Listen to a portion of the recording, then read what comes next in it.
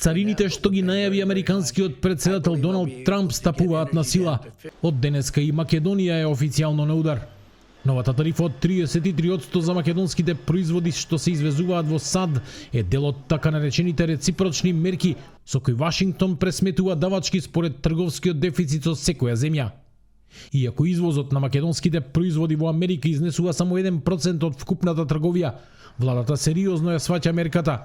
Сепак, на почетокот тврдеше дека го очекувале ова, но сега од Елинденска подготвуваат измени на законот за царински стапки со намера да се намалат или дури укинат тарифите за американски производи.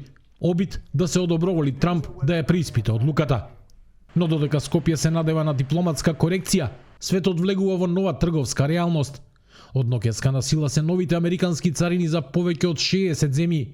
Најсилен удар добива Кина со рекордни 104% царина на увозот во САД. Виетнам, Тајланд, Јапонија, па дури и Европската унија, сите се на листата. На Wall Street индексите повторно паднаа. Паднаа и берзите во Азија и Европа, од Токио и Тајпеј до Лондон, Париз и Франкфурт. Големите фирми веќе најавуваат поскапување од електроника до облека и храна. Кина реагираше со нова рунда од мазнички царини, овој пат од 84%. Пекинг вели нема да отстапиме. Според кинеското министерство за надворешни работи, ова не е трговска стратегија, туку уценувачко однесување.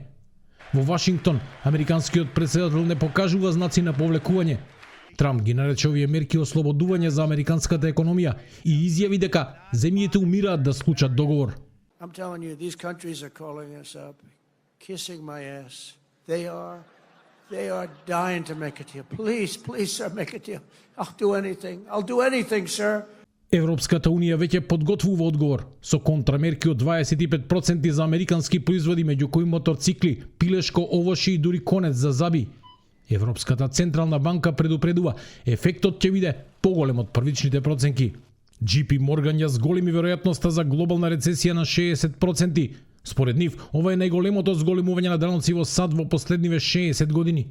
Потрошувачите ќе плаќаат и до $2100 повеќе годишно. Goldman Sachs пак проценува 45% шанса за рецесија во САД до крајот на годината. А професори од Бостон предупредуваат ризикот за стагфлација, комбинација на инфлација и пад на економски раст е речиси сигурен. Македонија, иако мала, сега е дел од глобалната царинска мапа. Додека Вашингтон повлекува потези, а Пекинг и Брисел возвраќаат, светската економија се повеќе личи на бојно поле.